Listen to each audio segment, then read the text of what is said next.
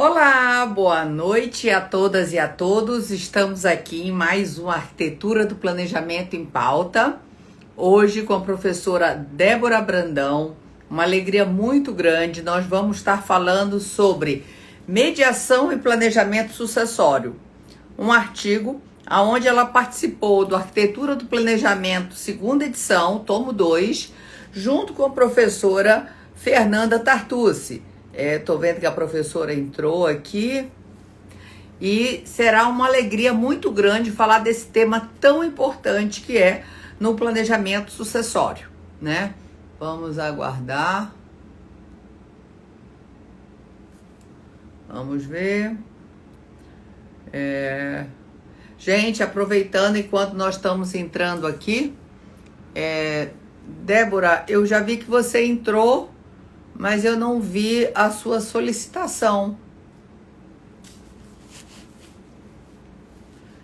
E lembrando, pessoal, até aproveitar também para convidar para a live amanhã às 19h30, eu, professora Simone Tassinari, sobre uma interface família e empresa, que é um esquenta já para o nosso 4º Congresso do Arquitetura, que vai ser uma edição especial, com palestras e um workshop com essa temática, família e empresa, né? Débora, deixa eu ver se eu te chamo por aqui.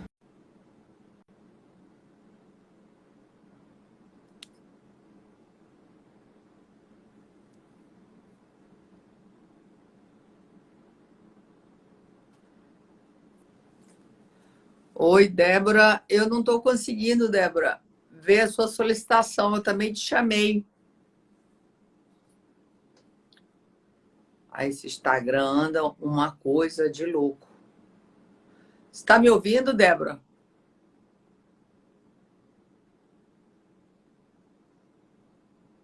Está dizendo que você não está me solicitando. Você...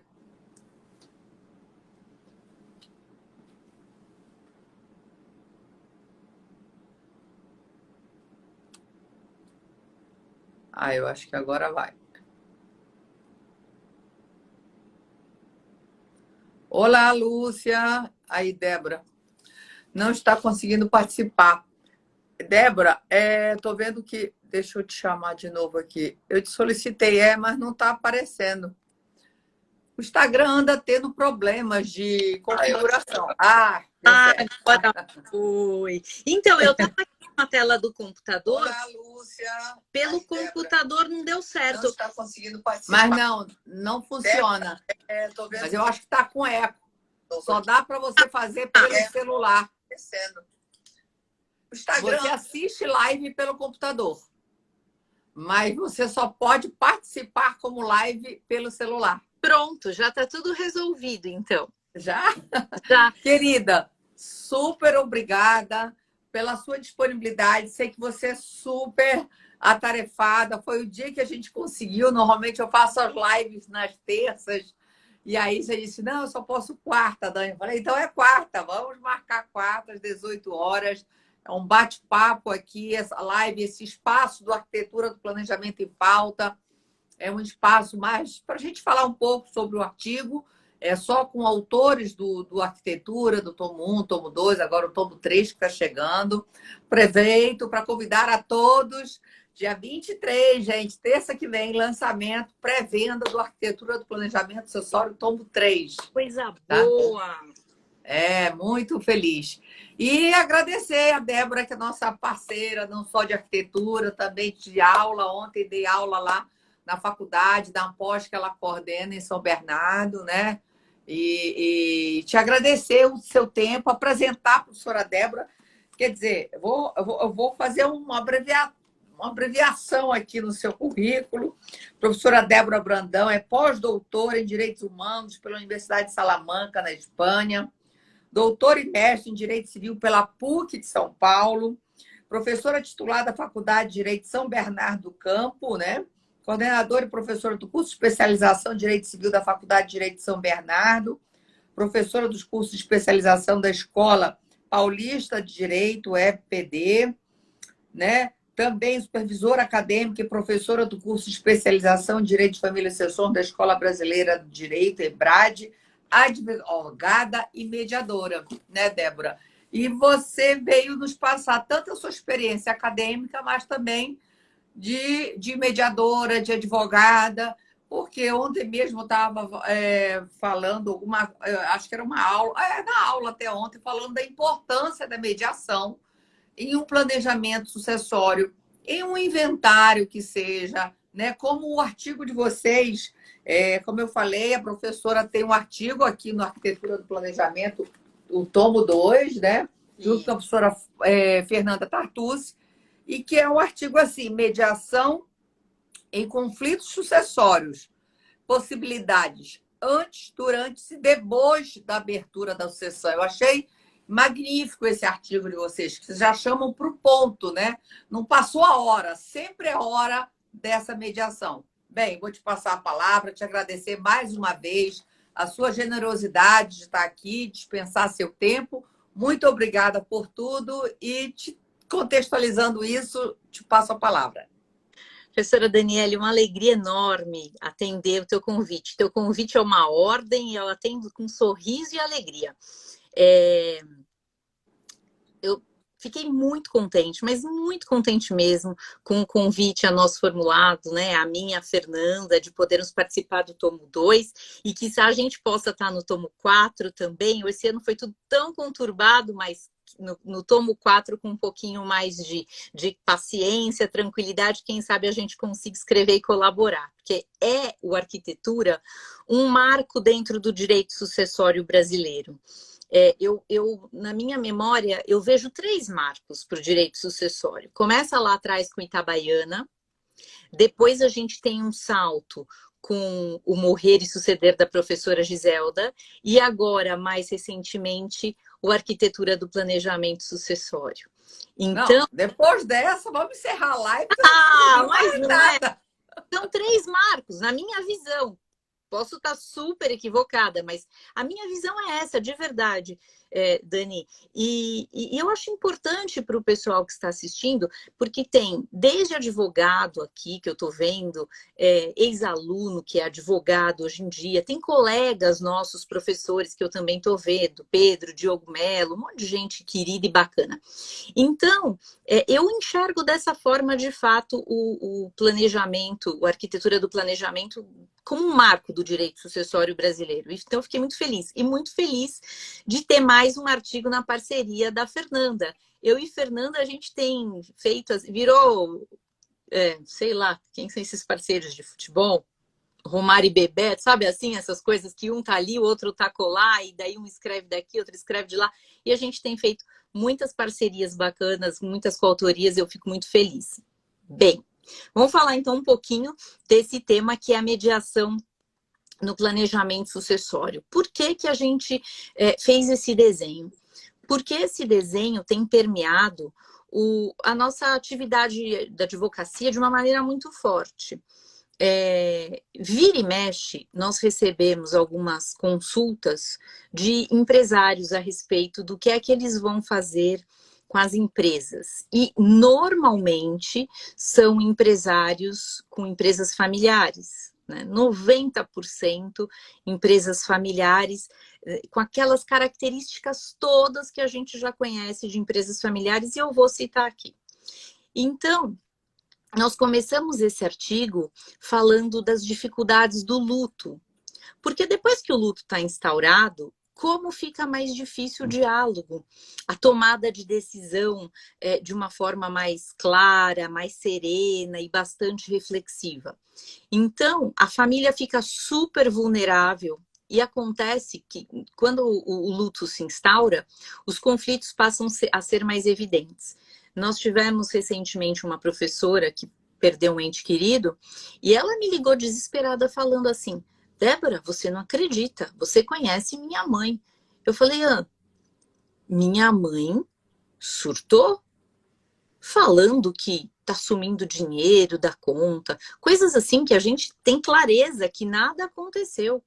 Mas as pessoas entram num estado enorme de negação, que é a primeira fase do luto, né? E quando acontece essa negação, qualquer diálogo fica completamente prejudicado. Depois vem a segunda fase do luto, que é a raiva. E começa a ter raiva porque morreu, que injustiça, não poderia ter morrido assim, né? Outros aspectos que são importantes a respeito do luto é que quanto mais próximo você era do falecido, mais difícil fica lidar com esse luto. Muitas pessoas não querem falar a respeito da morte, não querem falar da pessoa, não querem entrar no quarto, não querem mexer nas roupas. Precisam de um tempo enorme para processar esse luto, né? E também tem a questão de como a morte se deu. Vejam só a diferença de reação que nós tivemos agora em relação à cantora Marília Mendonça, jovem, morte violenta, súbita.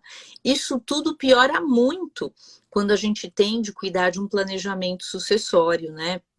Daí, nesse caso, posteriormente ao falecimento. Depois vem a fase da depressão, a fase da barganha e, por fim, a fase da aceitação do luto. Quando a gente está na fase da negação, fica super difícil ainda conseguir algum tipo de comunicação produtiva.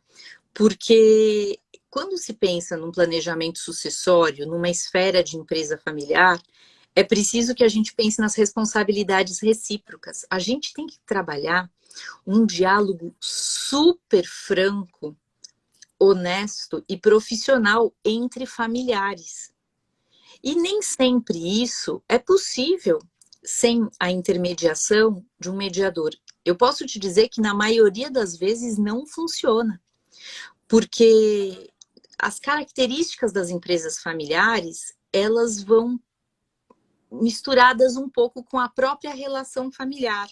Então, não se pode falar algumas coisas para o pai, que é o patriarca, que é o CEO da empresa.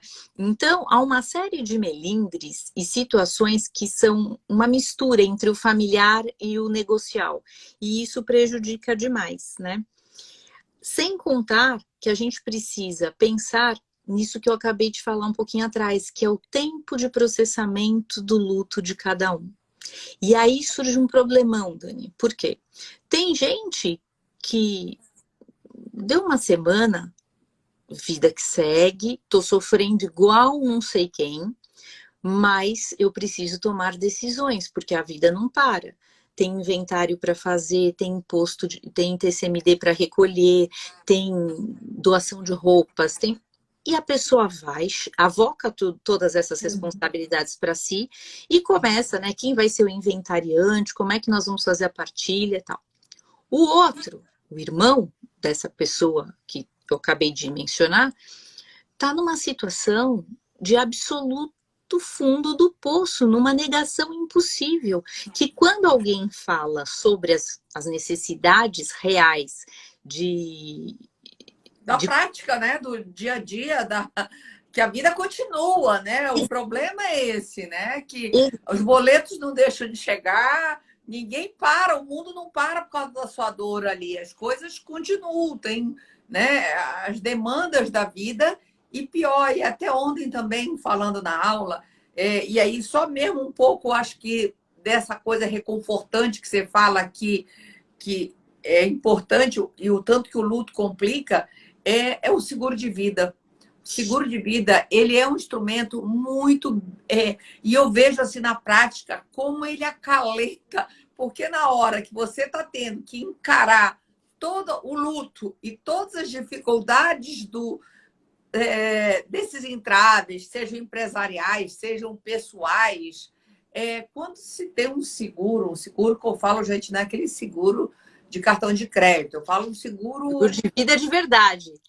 Seguro de vida que dá aquele conforto, né? Que é aquele colchão, eu digo que é quase que um abraço, um acalento. Calma, dá para as coisas agora se organizarem, né, melhor e assim por diante. E é isso, porque esse luto... E aí você encontra pessoas em diversos momentos, né? Cada um sente a dor de uma forma, né? Claro. Aliás, uma dica super prática sobre o seguro de vida, Dani, eu estava participando de uma palestra Já nem me lembro, faz pouco tempo, mas eu nem me lembro onde é que foi. Ah, foi na Unisa, uma faculdade aqui de São Paulo.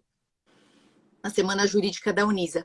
E a Angélica Carlini também era... Ah, ela é maravilhosa, né? E ela tem um artigo no tomo 1 até, muito boa.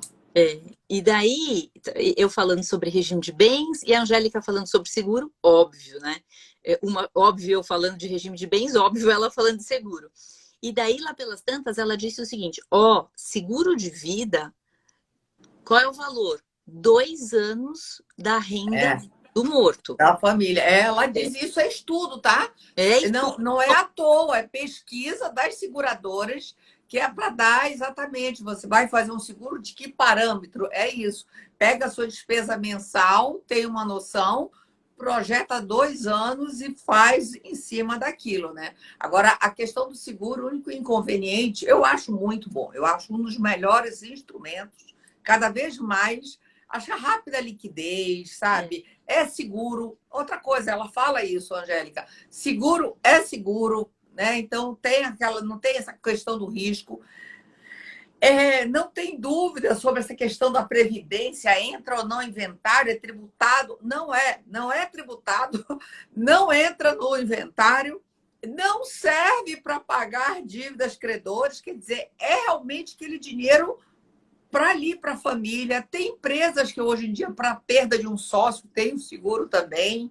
Quer dizer, mas voltando lá à tua dor, desculpa, mas é só porque estava falando dessa coisa da dor, e ontem, e eu falo muito isso, que realmente eu sinto, na prática, essa questão do seguro dá esse acalento que as pessoas que sofrem, já que você estava falando de todas essas fases difíceis do luto, né? Claro. Não, Porque muitas vezes as pessoas têm que seguir com a vida e nem se dão o direito de viver o luto também, né? Às vezes são tantas demandas na prática, Débora, que você tem que seguir. Eu vejo, assim, pessoas próximas a mim que perderam agora gente de Covid, já tem quase um ano. São tantos problemas que tem que resolver, tocar, vamos supor, uma sucessão que não está organizada de uma empresa. Morre um patriarca desse, se não fez o seu sucessor, não tem... Porque tem essa coisa dos empresários, das empresas familiares, como você falou, né? Quase 90% das empresas brasileiras são de empresas familiares, e a gente sabe do papel desses patriarcas, infelizmente, né? Até acho bonito que a Fernanda Tartucci sempre gosta de dar exemplos femininos, né?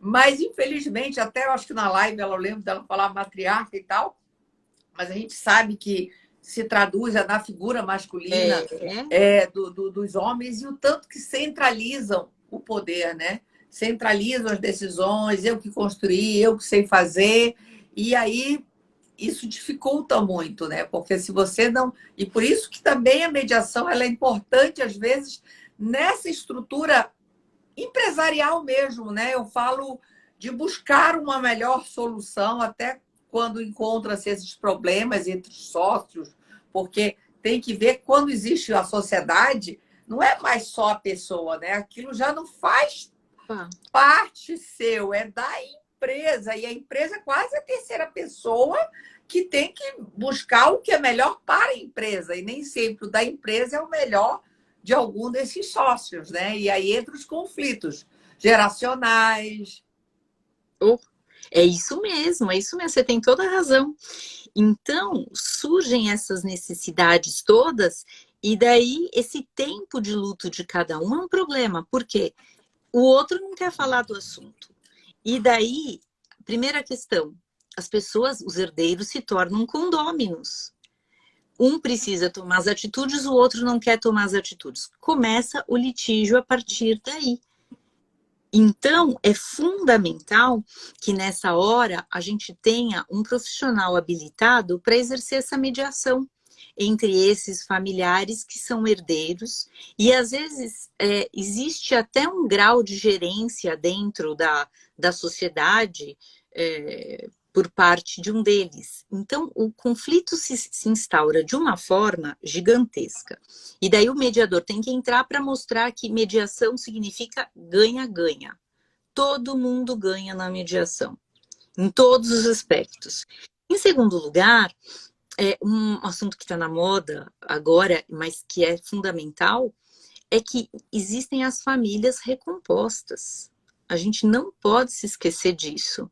E famílias também com multiparentalidade em virtude de reconhecimento de socioafetividade.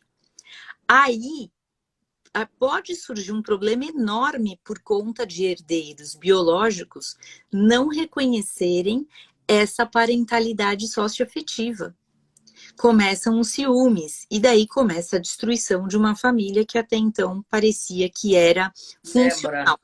o que tem de consulta, de querer fazer planejamento, mas tem 2 irmãos por fora e queremos acertar.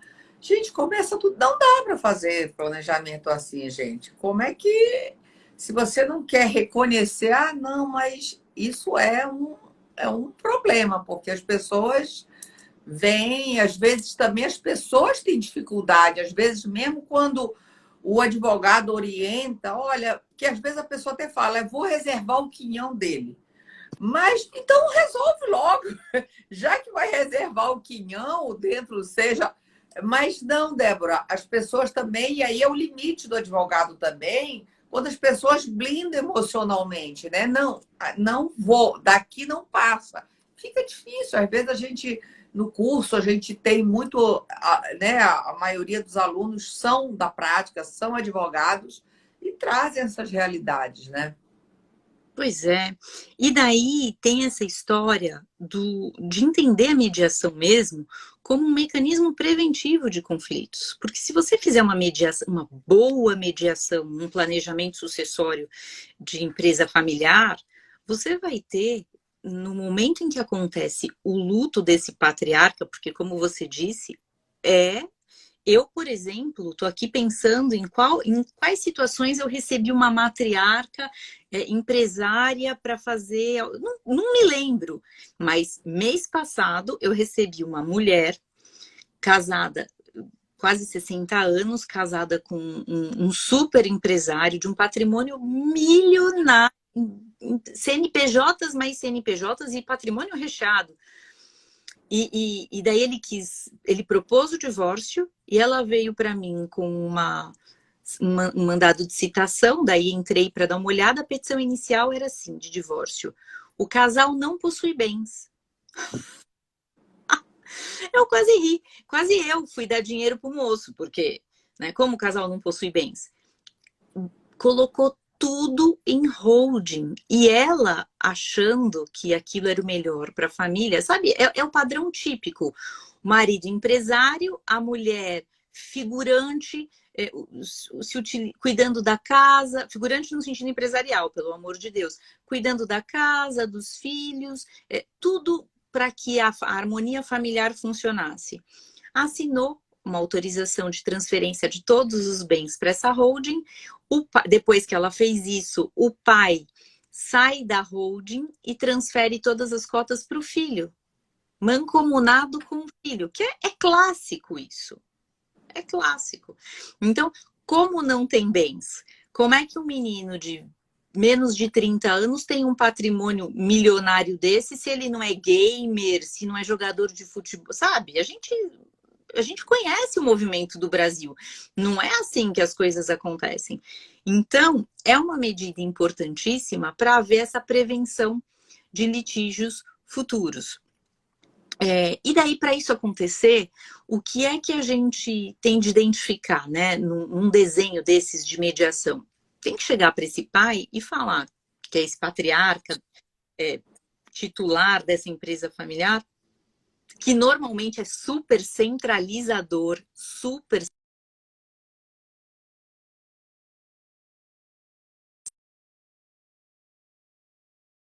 colaboradores. Quem são os melhores colaboradores? Porque você precisa identificar as áreas estratégias, os melhores colaboradores, para que você possa, nessa arquitetura desse planejamento sucessório, identificar como é que eles vão somar quando você se for.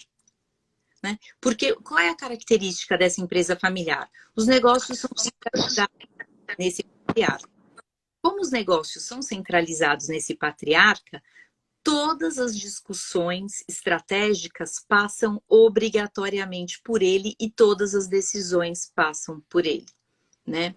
Então, é importante que esses herdeiros passem por essa mediação para entender as razões do contratante em relação ao seu planejamento sucessório. Porque daí, quando uma pessoa entende o porquê que aquela decisão foi tomada, porque aquelas contas societárias foram transferidas da forma que elas foram transferidas, porque é que o testamento ficou da forma como ficou, a adesão ao cumprimento daqueles instrumentos vai ser uma adesão absolutamente pacífica. Isso também tem a ver com as Daves. Olha, eu participei de uma missa de 7º dia por conta da situação que a gente vive hoje em dia, que foi uma guerra. E por que foi uma guerra? Porque o falecido não queria a missa de 7º dia. Mas os familiares acharam aquilo absurdo. E respeitaram e fizeram. Exato. Então, as diretivas antecipadas da vontade também precisam passar. Gente, olha que loucura isso, né? As diretivas antecipadas da vontade são aquelas regras que a gente deixa, aquela nossa última vontade em relação aos cuidados paliativos e aos cuidados finais da nossa vida, quando nós não pudermos mais emanar a nossa vontade, quando nós não tivermos mais o discernimento para decidir. Então, quero ser entubado, não quero ser entubado, quero ser reanimado, não quero ser reanimado, quero ser transfundido, não quero ser transfundido, e por aí vai. E depois vem os codicilos. Tem gente que coloca até nas Daves mesmo também o encaminhamento do funeral. E daí coloca lá, não quero velório, não quero ser cremado, quero ser cremado. E a família desconsidera as diretivas antecipadas de vontade, também desconsidera os codicilos, porque não participaram e não conseguiram entender os pedidos, os desejos do falecido, porque não houve esse diálogo franco. Olhem só, que vou dar um exemplo da minha família. A minha mãe, desde que eu me entendo por gente, diz que quer ser cremada. Daí veio a minha filha, a Beatriz. Beatriz foi crescendo, enlouquecidamente apaixonada pela avó. E daí um dia a minha mãe entrou nesse assunto de morte, da morte dela com a minha filha, porque afinal de contas, a morte faz parte da vida. Minha mãe já tem quase 70 anos, não quer dizer que ela vai morrer agora, mas esses assuntos precisam ser encarados, da mesma forma que o nascimento de uma criança na família tem de ser encarado, a morte também tem de ser encarada com absoluta naturalidade. E daí Mas não é, né, Débora? Porque acho que Freud já fala, uma das grandes dificuldades do homem é a questão da finitude, né? Então, além da questão cultural do Brasil, a finitude, tratar a finitude já é difícil, e ainda na nossa cultura, mais ainda. Então, é o que eu gosto de dizer, que eu gostaria de trazer o assunto da sucessão, dessas vontades, seja, né, dessas vontades de como eu quero o rito da minha morte ou não, ou sobre essas questões, para o almoço de domingo, sabe? Depois do almoço, aquela mesa redonda que fica ali, tratar disso com mais naturalidade, sem um peso, sem uma coisa mórbida, né? Tua comparação, da mesma forma que, né, o nascimento de uma criança, ou falar quando vocês tiverem filho e tal, da mesma forma que se fala isso quase com um sorriso, criança sempre é bem-vinda e tal, mas a morte é fato, né? Não... A morte é dura, você tem toda a razão. Mas a gente tende a aprender a falar de morte. Tende a aprender a falar de morte tanto quanto a gente fala de vida. Porque a morte é resultado da vida, né? A morte é resultado da vida. E daí ela começou a falar, olha, quando a vovó morrer, vai ser assim, vai ser assado, eu vou cremar, e não sei o que ela falou. Ela parou assim, olhou para minha mãe e falou, não, E como eu vou te levar flor? Eu preciso te levar flor, vó. Daí minha mãe olhou pra minha cara e falou: esquece tudo que eu te disse. Porque ela entendeu uma necessidade. A Beatriz mudou tanto a fisionomia dela, porque ficou muito evidente pra gente que precisava daquele momento, ela precisa materializar o luto da minha mãe, da sua avó. Então minha mãe falou: então me enterra, porque eu vou fazer mal para minha neta se o meu desejo for cumprido. E é um desejo que para mim tanto faz, que eu posso abrir mão desse meu desejo para o bem-estar emocional dela, que eu já sei que vai passar por um período difícil. E então eu achei linda a conversa. Primeiro que a conversa era muito linda. Segundo, o encaminhamento das duas ali, sabe? Sobre essa questão.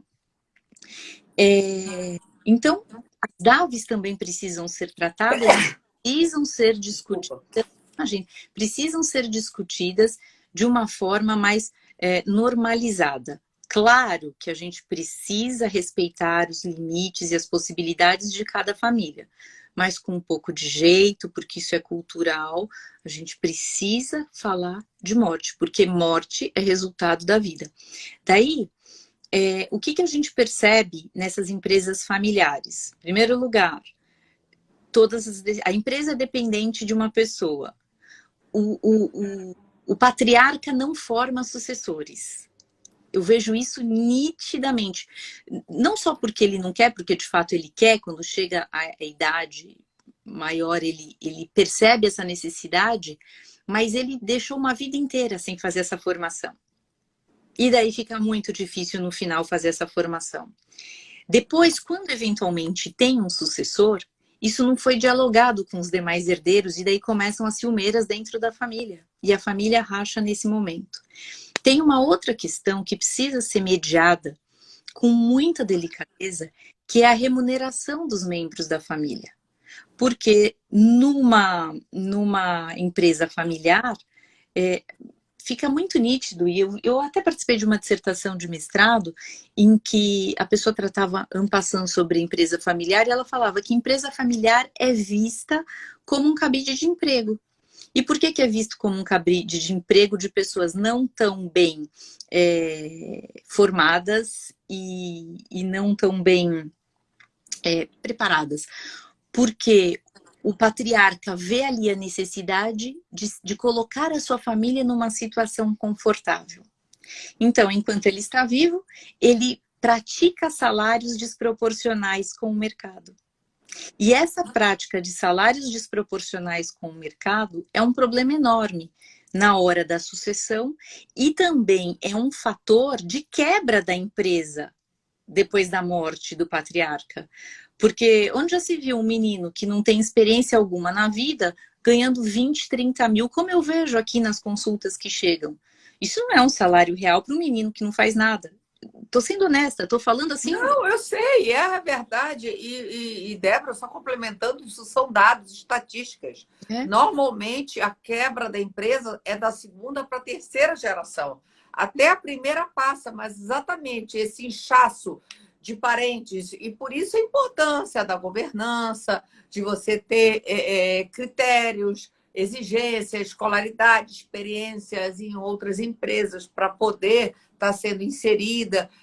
Essa preocupação, como você disse, às vezes pensa, mas já muito tardiamente, o que acontece? Esses filhos normalmente já foram para outras atividades, até outras áreas, assim, por exemplo, eu gosto de usar muito assim, uma fábrica de sapatos no Novo Hamburgo. O filho está lá para a Alemanha fazer doutorado farmacêutico. Não vai colar, por mais que essa pessoa queira, então ali você vai ter que terceirizar. Esse outro problema que você falou dos altos salários, por exemplo, quando um se sacrifica pelo negócio, ele sempre acha também, emocionalmente, que ele se deu mais que os outros. Mas só que se for ver a retirada dessa pessoa, quando você fala, mas uma pessoa no mercado estaria valendo tanto, mas não, porque ele não põe, não contabiliza, às vezes, um carro, um cartão de crédito empresarial, e assim vários ganhos que dariam, e que se você for ver pelo bem da empresa, né, aquela coisa,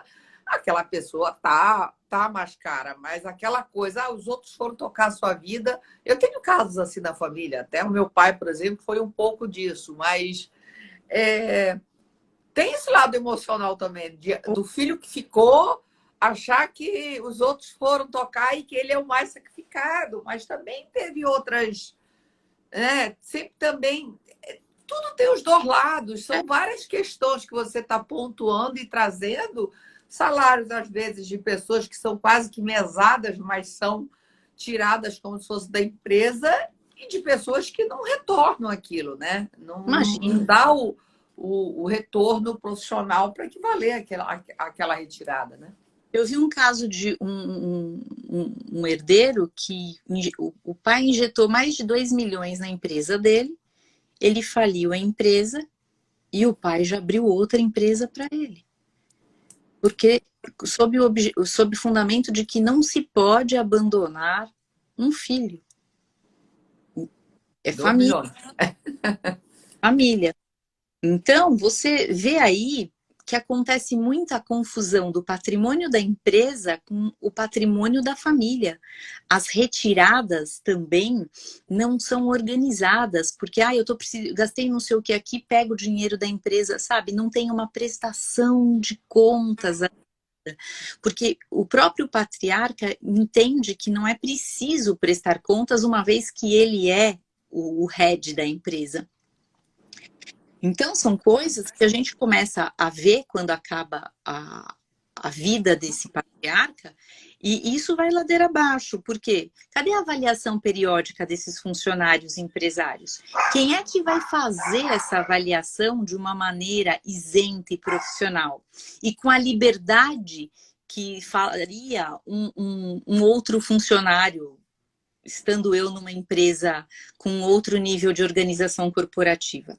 Então, você não tem esse mesmo profissionalismo. E por causa disso é que a gente sempre sustenta... que a gente sustenta a necessidade desse planejamento sucessório prévio durante o óbito, aquele momento de organização, e se isso não foi possível no antes, que na hora em que a briga se instale, que as pessoas tenham um pouco de clareza de buscar essa mediação ao invés de judicializarem a questão. Porque a judicialização é a pior saída na medida em que fecha o diálogo, destrói-se a família e não se consegue fazer nenhuma partilha, mas nenhuma partilha, dependendo do tamanho desse inventário, em menos de 5, 10 anos, dependendo do grau de litigiosidade. Então, esse é outro ponto. Agora, tem um outro aspecto, Dani, que eu queria demais falar contigo, que é o problema dos empresários não terem a visão de que um advogado especialista em família e sucessões é investimento. Por quê? Porque concordo plenamente. Quantas vezes um problema se resolve com uma consulta de um simples regime de bens antes de casar, antes de fazerem as coisas. E aí em São Paulo tem muitos aqueles casos também. Separa, não mexe em nada, vai tocando, vão tendo outras uniões, achando que porque não teve partilha. Não. É típico isso aqui. Por isso que eu sou super defensora, às vezes eu vou para os congressos, o pessoal fica me olhando assim, mas eu sou super defensora não dá para ter, sabe? Eu divorciei, mas não fiz partilha e vou reconhecer a união estável. Vira uma confusão que depois não há juiz, promotor e advogado que resolva. E daí a gente passa por incompetente, sendo que, com todo o respeito do universo, a incompetência é da própria pessoa que deu causa àquela situação. Qual foi a incompetência dela? A falta de habilidade comunicacional. Porque se tivesse tido coragem para enfrentar as discussões a respeito da partilha, qual seria o problema? Nenhum. Né? Então esse é um ponto, mas o que acontece com as empresas? Não querem mexer no patrimônio, não querem descapitalizar e achando que aquilo resolve, aí fica deixando, muitas vezes, desculpa, uma pensão e tudo e achando que dali, só que só vai dando consequências, mas isso é bem característico de um perfil E normalmente de quem tem já um patrimônio, que é esse que não quer mexer. Mas é o barato que sai caro. Não, com certeza. É, e daí o que eu tenho visto? Eu tenho visto, isso é histórico, né? Jurídico é custo, não é investimento. As pessoas não conseguem entender isso. E daí eles preferem deixar essa arquitetura desse planejamento sucessório nas mãos do contador da empresa, juntamente com o advogado, que normalmente faz lá uma coisinha ou outra de incível empresarial para a empresa, mas o grosso mesmo dele é o trabalhista. Daí, quando vem nos consultar e a gente passa a estimativa de honorários advocatícios para fazer um planejamento sucessório, fala, mas isso é muito dinheiro. E daí nos afastam, né, do caso e colocam um assunto dificílimo, com família recomposta, com filho adulto, com filho criança, com não sei quantas empresas, nas mãos de um contador que vendeu o sonho de uma holding, que a holding vai resolver todos os problemas do universo. Eu queria deixar aqui consignado que muitas das vezes a holding é o problema sucessório e não a solução. Perfeito, perfeito. Eu falo que quando acham que é a solução, primeiro já trocam, até falando ontem em mitos que tem no planejamento sucessório, eu gosto de destacar que às vezes acham que holder é sinônimo de planejamento sucessório, e não é isso. Nossa querida Daniela Mucilo entrando aí, Dani, beijo grande para você. E não é, e muitas vezes você não pode achar que o remédio é o mesmo para todo mundo. Pode ser casos que sejam muito bons, que vai se adequar, como tem outros que não. E também utilizado, como você citou, o caso aí lá atrás, que foi utilizado como fraude também. Então, assim, e aí eu já estou até deturpando um instituto, um instrumento que pode ser bom a holding, ser adequado em alguns casos, mas nunca achar que planejamento é outro mito que tem, Débora. As pessoas acharem que planejamento sucessório é sinônimo de fraude. Então, só aqui já desconstruo duas coisas. E a holding pode ser um ótimo instrumento para algumas coisas, mas não é remédio para todos. E muitas vezes se utilizam na holding, como também dizer que quem tem holding não passa por inventário. Só se você tirar todo o patrimônio do seu nome, mas tendo patrimônio, tendo cotas empresariais, ou cotas ou ações, você vai passar também por um inventário. Você pode simplificar, você pode administrar que esse inventário seja, né, dependendo da circunstância, buscar um extrajudicial para agilizar, ser mais rápido. Dinheiro é tempo hoje em dia, né? Tempo é dinheiro, então buscar essas circunstâncias, mas não pode se imaginar. E também esse outro ponto que você tocou, que eu não queria deixar de falar. Planejamento, você põe na conta para essa pessoa como é mais barato. É um investimento. Se você botar anos de brigas judiciais, de custas judiciais, de honorários e a dilapidação patrimônio que vai ocorrer nesse patrimônio, é certo que vai sair muito mais caro, mas as pessoas pensam, não vou desembolsar esse valor agora. E aí, só complementando com mais uma sacada não, essa a sua observação que é perfeita. As pessoas teriam a vida muito mais tranquila se fizessem consultas. Se informa, esclarece, veja as prevenções, quer dizer, você pode fazer um planejamento em etapas, vai se organizando desde o seu regime de bens ou não, do seu pacto antinupcial, de circunstâncias, não seja, né, como se diz, pego de calça curta, se previna, e para nós também essa advocacia preventiva é tão mais prazerosa, né, com maior qualidade de vida. A gente busca muito isso, né, Débora? Sair dessa coisa litigante, de litígio. A mediação, eu acho que as técnicas, né, mais as práticas colaborativas, todas essas estratégias buscam essa advocacia menos litigante. Isso é uma coisa assim, eu sou bom de briga. Isso é num outro momento. Eu acho que nada melhor do que uma boa conversa, um bom diálogo. E essa coisa, o ganha-ganha, né, que você trouxe da mediação, isso é essencial, né? Ganha todo mundo. E a gente precisa romper com essa ideia de litígio. Precisa entender que advogado é especializado e você não pode colocar todo o seu patrimônio na mão do contador e do advogado trabalhista. Porque, de verdade, com todo respeito ao advogado trabalhista e ao contador, que fazem trabalhos excepcionais para a empresa, mas eles fazem trabalhos excepcionais dentro da área deles de expertise. Né? Não dá para fazer um planejamento sucessório com esses dois profissionais, porque os riscos são muito grandes. Vira e mexe, eu sou consultada a respeito de regime de bens. E eu sou consultada, como você também, por advogados, especialistas ou não na área. Mas isso, Débora, também eu acho bem legal no planejamento. Essa parceria, né? Você não precisa necessariamente ser sócio de alguém. Você pode trabalhar, que eu digo que é uma técnica muito moderna, essa coisa de cooperação, né? De propriedades, compartilhamento. Então, essa ajuda mútua aqui é muito interessante, porque, como você falou, família e sucessões. Às vezes eu falo, quando eu vou trabalhar com questões muito societárias, eu tenho os parceiros com quem eu trabalho, né? Porque tem peculiaridades que é do universo dele, mas que junto comigo podemos estar trazendo o melhor para aquele cliente, né? Claro.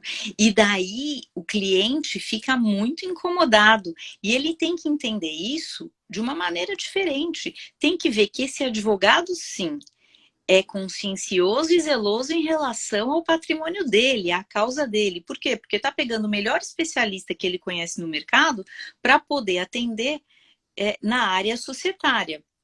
Está pegando o melhor tributarista que ele conhece para dar assessoria tributária. E a gente desenha o planejamento sucessório da pessoa.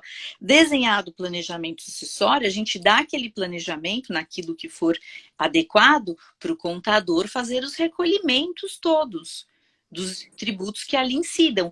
Mas é isso, sabe? Como diz o funk lá, é cada um no seu quadrado. A gente não pode perder isso de vista, porque assim o planejamento sai correto, sai execuível e o melhor, não haverá ruptura familiar. Porque ninguém trabalha uma vida inteira, Dani, para ver a sua segunda geração com o patrimônio todo dilapidado e a família arruinada. Aí também você toca num outro ponto que, por exemplo, tem estratégias de advogados, né, gente? Olha, eu chamo muito a responsabilidade de nós, advogados, sabe? Advogadas, que muita coisa está sendo vendida. Bem, na internet tem de tudo, né? Então, a internet já era um mundo sem lei, vamos por assim, né? Que você tem, olha, agora mesmo eu recebi um negócio, né, de uma promoção de milhagens, que hoje era o último dia para resgate. Aí eu nem tinha noção se era muito pontos ou não. Falei com meus filhos e eles, não, mãe, manda para tal companhia, porque isso dá milhares. Eu fui.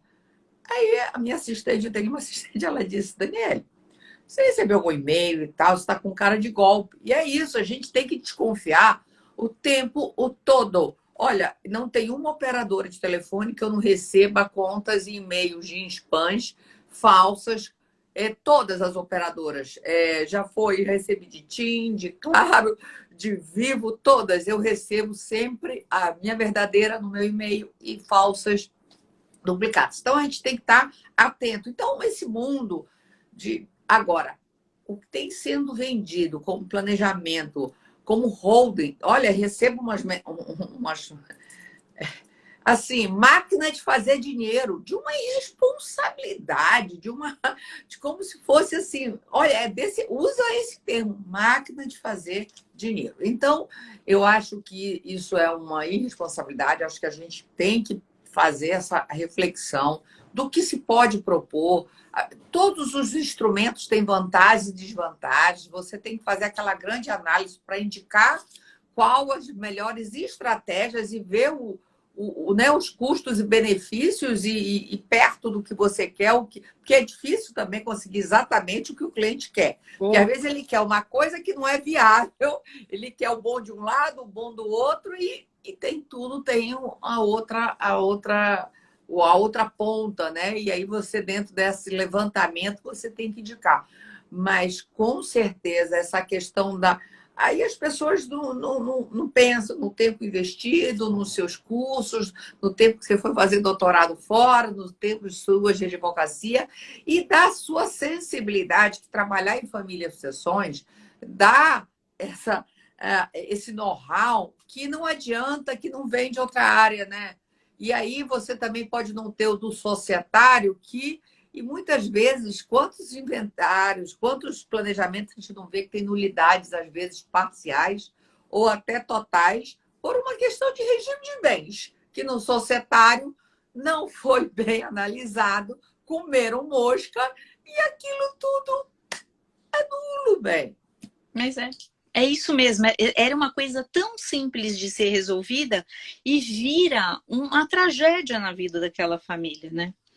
Então é isso, minha amiga. Eu acho que o nosso artigo, o meu e da Fernanda, a quem eu quero agradecer sempre, demonstra e cuida de todo esse trajeto, de todo esse percurso, e todos esses exemplos são exemplos reais. Que a gente na prática. Na prática vai pôr nome, né, e nem CPF de ninguém, mas são situações reais que a gente enfrenta na advocacia e que são os grandes desafios. Difícil, mas com ações como essa, eu creio que a gente está se encaminhando para um novo rumo, e eu acho que a nova geração vai conseguir falar de morte de uma maneira um pouco melhor e vai conseguir algum diálogo um pouco melhor também. Com certeza, que o diálogo diálogo, e eu acho que o respeito, né? Acho que mais do que essa questão passional, de amor, é o respeito. Uma vez, uma professora, né, a professora Maria Celina Rodin de Moraes, que ela foi minha orientadora desde do TCC da faculdade, a dissertação, ela falou: Dani, eu tenho certeza que na cruz de Cristo não é amai-vos uns aos outros, é respeitai-vos uns aos outros. Acho que traduziram errado, porque o mundo seria tão melhor se as pessoas se respeitassem mais. E tudo isso, só que quando põe essa emoção da dor, do luto, dessas dificuldades. Mas a gente é otimista, né? E eu acho que nosso papel é esse, tá desconstruindo, tá trazendo isso para próximo de todos nós, né? Mostrando que tem situações que outros advogados como nós se deparam, têm essa mesma dor dessas dificuldades, de como orientar. E leiam, o artigo dela está sensacional. Indico aí o Arquitetura do Planejamento Sucessório, o tomo 2, né? Tem o tomo 1, e agora vai sair o tomo 3, agora em terça-feira que vem. Aproveito a todos para convidar para participar amanhã da live, minha com a professora Simone Tassinari, Interface da Família e Empresa. Uma live vai ficar gravada também, mas esperamos vocês, que a gente vai bater um papo, porque um esquenta para o nosso 4º Congresso do Arquitetura, que é uma edição especial que vai ser com palestras e workshop. Porque a gente fez uma pesquisa, Débora, de temas interessantes e as pessoas optaram entre a temática, escolher essa questão de família e empresa, que eu acho que é realmente uma dificuldade que a gente está sentindo cada vez mais aí na nossa advocacia também, de família e sessões, essa questão empresarial, os meus, teus e os nossos, e assim por diante. Débora, super obrigada mais uma vez, tá? Pela sua disponibilidade de seu tempo. Acabamos ficando aqui quase 1 hora mesmo. Muito obrigada, Débora. Muito Beijo grande. Obrigada, até a próxima. Tchau, até tchau. Até a próxima. Tchau. Gente, então, muito obrigado. Até amanhã.